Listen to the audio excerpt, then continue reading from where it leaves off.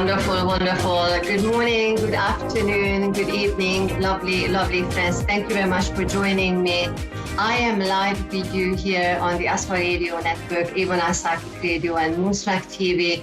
And I'm just always, I always say to this, I'm so delighted and always, it's such a refreshing idea, such a refreshing energy to be here. And then I'm feeling excited to be here with you again. I'm your host, Zsuzsanna Hörcsög, and I'm coming to you live from the UK.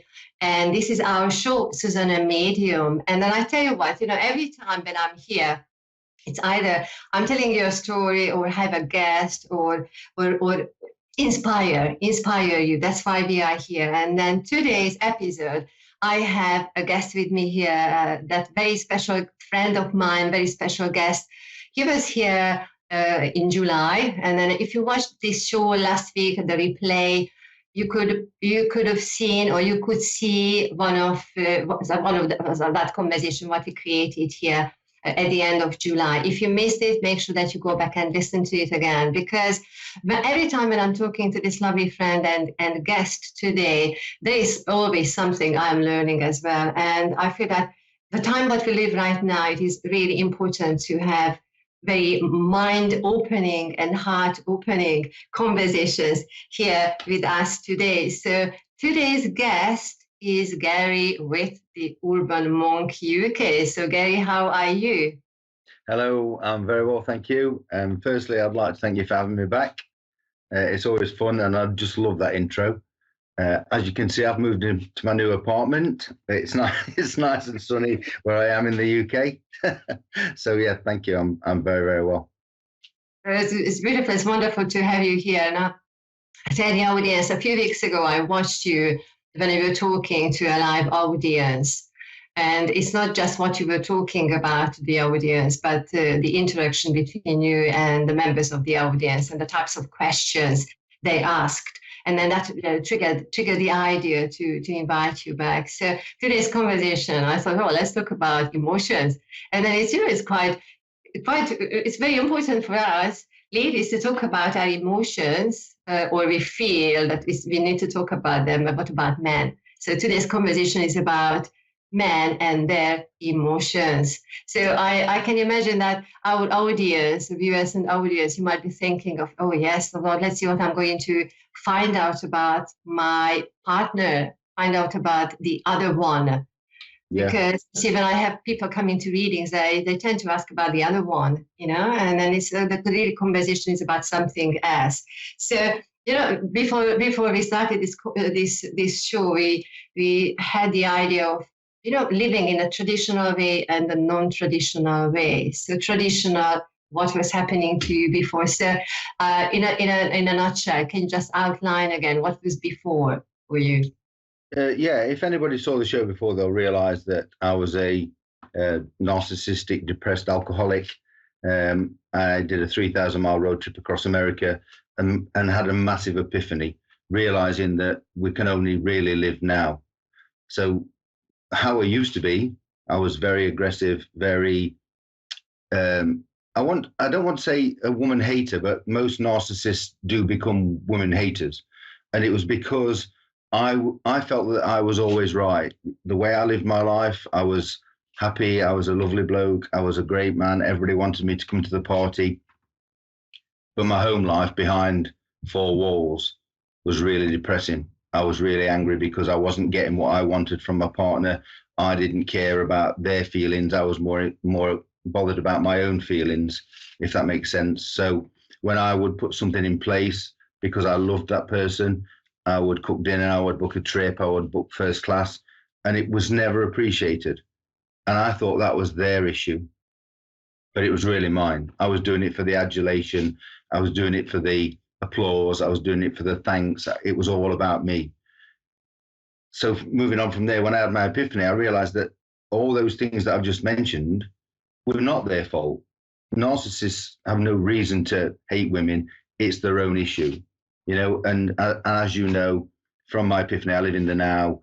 I fight against the ego, the identity that we all kind of live with, the thing that human beings fail with, that feeling of fearing the past and worrying about a better future. when I realized that happiness can only come from now and connecting with the universal energy, the source, if you like, my life now is absolutely unbelievable. I feel about me and react to what I do and how I think, and that resonates with the other people that I'm talking to. So it's almost like the law of attraction, if you like. What I put out there, I get back. So thinking about pre-epiphany, if you like, I was putting out there anger, hate, resentment, fear, and I was getting all those things back. Because I didn't realize I was sending them out, but I was getting them back, clearly I blame the other person, thinking that hatred and that anger and that resentment was coming from them. I now realize that it was just coming from me and it was a reflection of what I was sending out to the universe. Mm-hmm. So you know what I'm hearing in your conversation is that yes, how you view the world, you know, how in your old self, how everything was out, the focus was on the person out there, on the situation out there, and then never really questioning that it could be maybe I could think differently or I could feel differently. Now, you know, it's quite interesting because we can link it together with how I receive the readings with people, because people would be in that traditional way of, yes, I know I'm right, I know I'm happy, I know I'm angry, but then I want to know and I want to figure out the other person as well. So and it doesn't matter whether it is I'm having a conversation with a woman and or a man or anybody, because it's always it's not my point of view, but then the other person's way of being, and or how we are creating ourselves in a relationship. So what would you say to those who say that actually, yes, I am in a relationship and then I want to understand the other person because the other person is how you used to be? What advice can you give to the person who is questioning the other person? If you're talking from the victim's point of view, then this is very difficult, but in the early stages, the victim has to realize that the perpetrator or the offender can't really help themselves. They're reacting to their ego, the way that they've identified and their social conditioning, the way they've been brought up. They can't help that. You know, we have 2 or 3 different parts of the psychological brain and the human brain and the universal brain. The human conditioning is automatically to look for danger, for fight or flight. Okay, so if that person is angry or frustrated or venting, it's not really the human that they originally fell in love with. It's their chimp or their ego that they're not able to combat at the time. So a little bit of compassion, a bit of understanding, and a lot of victims feel, well, if I give in, that person's won, and that's where this kind of battle between the 2 egos begins. It's always worth thinking that we can discuss with the other person. You know, we're not always arguing, no matter how turbulent a relationship is. It's about meeting each other at the level ground or the middle ground, if you like. That it's the offender that needs the work, not the victim, if that makes sense. But it's trying to get that perpetrator or the offender to realize that they're identifying with a energy form that wants to control it. Because if we live in the now or live in the present, that energy form can't exist. So that anger, that violence and that resentment, it's got no space in our energy to exist. Mm-hmm. So it's really, we need to talk about the male side of it, if you like.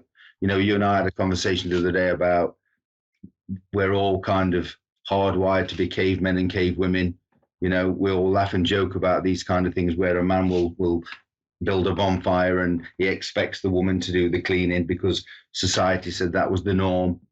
Well, if that man or that person is thinking, I'm not getting respect at home, it's not the person at home's, it's not their fault. It's not them that's at fault. It's the man or the person that's showing those anger signs. It's their issue.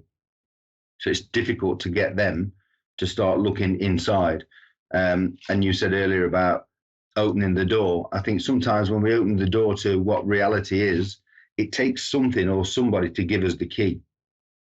You know, Go on, Yeah, sorry. yes. When you say that, opening the door, why is it, what do you think? I mean, your point of view, why is it that men find it difficult to open the door? Because we girls, ladies, we would be talking about how we feel and da, da, da, da. So it's like, it's endless. It's easy for us. But then what makes a man really, I don't want to use the word rigid in a way because I know I might be very generalizing here, but why is it difficult or could be difficult for a man to really go with it, open the door, and then, okay, how am I feeling? It's difficult because going back to caveman's days, we were the hunter. The females were staying by the cave and nurturing and looking after and picking berries while the man went out to catch dinner, if you like. We then moved on into modern society, and we're told, and I was told certainly, man up, don't cry, don't be a girl. You know, that kind of comment that people make about being girly.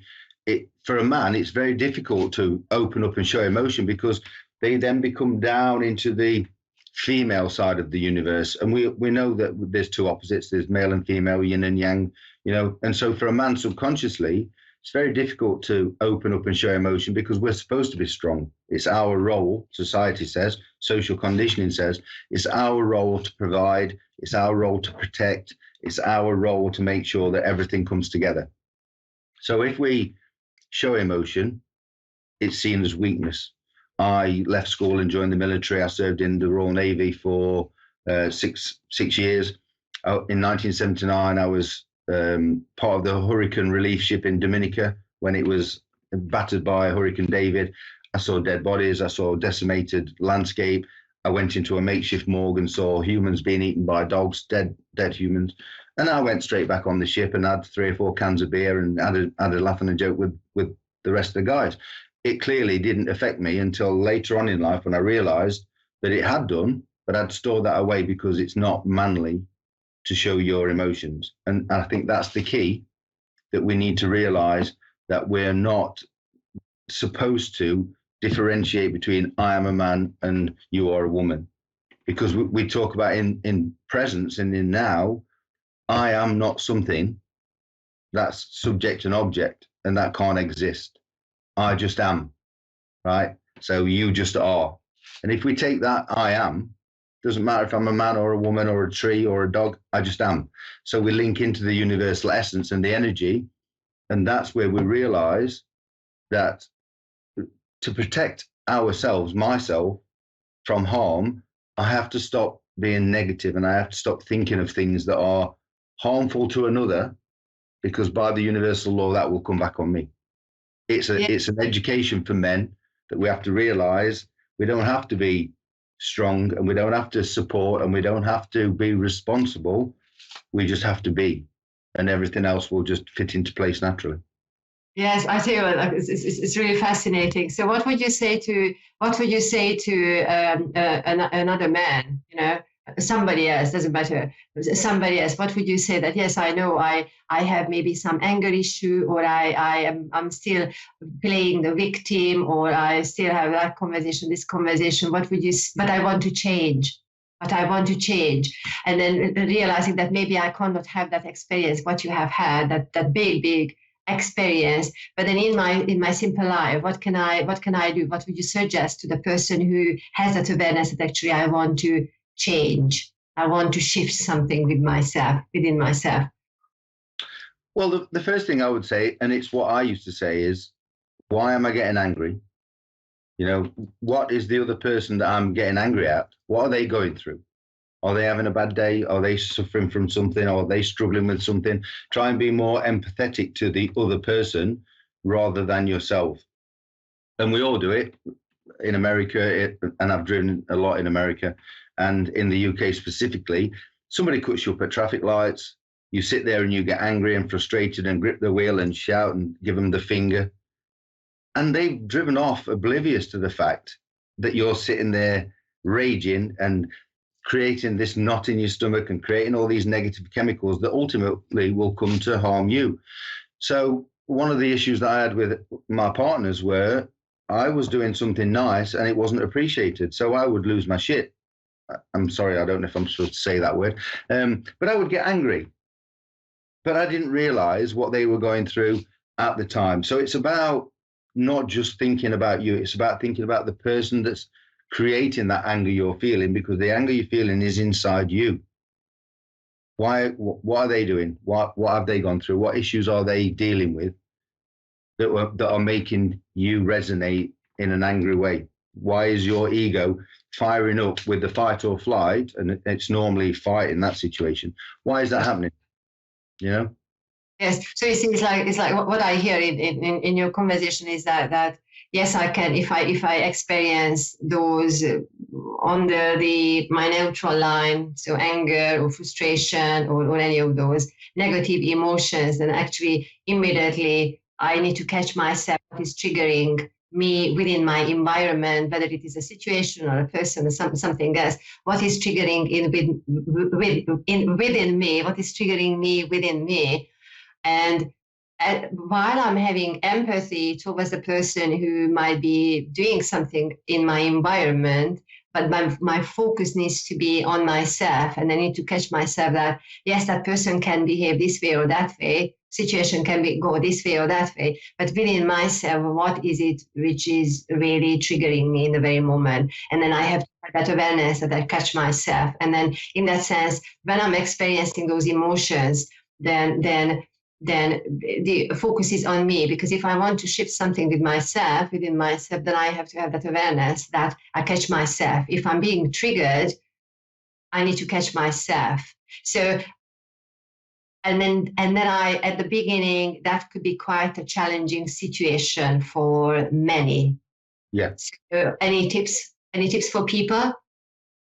Well, it really is as simple as that. And I think within the universe, the simplest is the most difficult. We know that, and most people, most men in my situation that find themselves in an angry situation with a partner, or even, a female that's in the same way, it's not gender specific. I was a product of my environment. My father was very, very violent. So I saw violence towards my mum, and that became normal. And then realizing now I was just replicating what I'd been taught. And going back to my Navy days, and I was a police officer for 15 years, I thought all this about, when you were a child, it affects you, you grow up with it. I thought that was absolutely rubbish. I really did. I thought, I'm 30 years, I'm 40 years, I'm 50. I'm clever enough and old enough to make my own mind up. But as soon as I went for psychotherapy, all this Pandora's box was opened and all the stuff from my childhood came out. And I realized that I was doing exactly what my dad was doing to my mum. So for somebody starting today, listening to this or coming onto your Facebook page later for questions, it is very difficult. But if you start with that seed of, it's not about the other person, it's about looking inside yourself. What triggers are there? What's happening within your life? And for me, it was that lack of adulation. I honestly believe, Zsuzsanna, that my partner was going to walk in and say how lovely the kitchen smelt and how wonderful the roast potatoes were and you're the best boyfriend in the world because you've been to all this trouble. But she focused on a wet cloth that was on the work surface. And I was like, you just have not appreciated one single thing I've done for you. Well, that wasn't her issue. The issue was she didn't like that being there, and I reacted wrongly. And instead of understanding where she was coming from, it was my disappointment, my lack of adulation, my lack of ego getting a round of applause for being a great guy. That's what made me kick off. And that's what we have to look at. Mm-hmm. Who are we? Who are we as individuals? And if we know who we are, I mean, Jesus said, seek ye first the kingdom of heaven.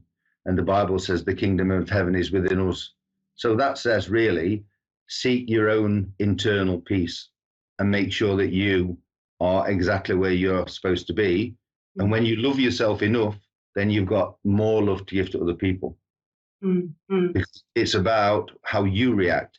And when I talk to people, and as you said about the other talk, when I talk about living in the present, it's not the situation that we find ourselves in that's the problem. It's how we deal with it. We deal with it by listening to the fight or flight. We listen to the ego. We relate to a thing from the past, and then we react that way, which is not really who. That's not us. That's not the human part of the brain. That's the egoic mind that wants to survive by looking after itself and making us behave in that way that's unacceptable. Mm, So it's it's quite interesting because at the beginning of our conversation here, when we said it's traditional and non-traditional, or old ways and new ways, and then when we name the emotions of either positive or negative emotions, we are just talking about a frequency in all different hues of a frequency. And then maybe because of our upbringing, we ended up like that, seeing the world through what our ancestors experienced, because that is our experience, because this is what, just like how you said, you saw the world through your own upbringing, and it's a story for everybody. But then we have to have that awareness that actually my life is not the story of my mothers and my fathers, the previous generations. Then I have the power in every single moment to shift when I'm experiencing something which is causing me discomfort within myself. And then I'm saying the discomfort, and we are talking about what we would say that as a negative emotions, because in the traditional old way, we would say, yes, anger, frustration, sadness, happiness, and all the variety of emotions on that scale. But then if we are really present to what we are in the very moment, and then maybe when we have that awareness that I need to come back to myself, I need to catch myself in that very moment. Even I could say that I don't have an emotion in that very moment, because the focus is not on what I'm feeling, but what I am being in the very moment. So if we take it that moving forward, because we are, this is a time that we are living right now, where we have that massive consciousness opening, really huge materials coming down to us, and we really need to have that awareness of, I need to catch myself, and I really need to shift, I need to change. So because I know we will have a minute or two now for the show. So what message do you have for yes, we said let's have a message for women or men or this or that, but actually even the question of differentiating is not really relevant here. So what is the message? It's quite a simple one, but again, difficult. Yesterday's gone. Tomorrow's not happened. So just live today. And if you're in that space where you're just being present and living in the moment, what the reaction that the other person gives you it's got no effect on who you are and where you are. Just be there, listen. If they're upset, what are they upset about? And stop thinking about the ego. I'm not having that person speak to me like that. I'm better than this, or I'm better than them. Just be present. And it's difficult, but find a mindfulness class. You can reach out to me on the urbanmonkuk@gmail.com. There's all kinds of courses that I'll be running. I've got a website just about to go live, but it really is about just thinking yesterday's gone, tomorrow's not happened yet. And when that anger and frustration comes, it's about you. You're feeling frustrated and angry about something inside you. Don't take it out on the other person. Mm-hmm. And then it's absolutely beautiful. And then in that sense that it is available for everybody. So it is not just those who have big experiences like your life-changing experience, or those who are thinking in a spiritual way, or those who are psychics and mediums and working with the light and the energy. But then in fact, it is a human experience. It is a shared experience. And then I feel that we've got that huge opportunity here to be aware from moment to moment to moment to moment. So I think that's a big message. So we've got 60 seconds here, Gary. So thank you very much for being here. Thank you for being here. People can find you on your Facebook page, and your Facebook page is Long Road to Richmond. Long Road to Richmond, and we will, after this conversation, we will continue talking. If anybody wants to join us live on my Facebook page, Zsuzsanna Medium. If you are familiar with my page, come to the page, and we will. If you have a question, we can have a little chat there. So Gary, thank you very much for being here. I'm looking forward to having you back another time. We will find something to talk about.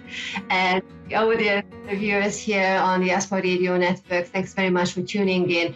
I was your host, Zsuzsanna Medium, and this is our show, Zsuzsanna Medium, Zsuzsanna Hörcsög, Zsuzsanna Medium, and come to our pages, Sending you lots of love, many, many blessings. And just remember, everybody has that little seed and hope and joy in their hearts. That is the big message for us. Lots of love. See you next week. Thanks very much. Thank you.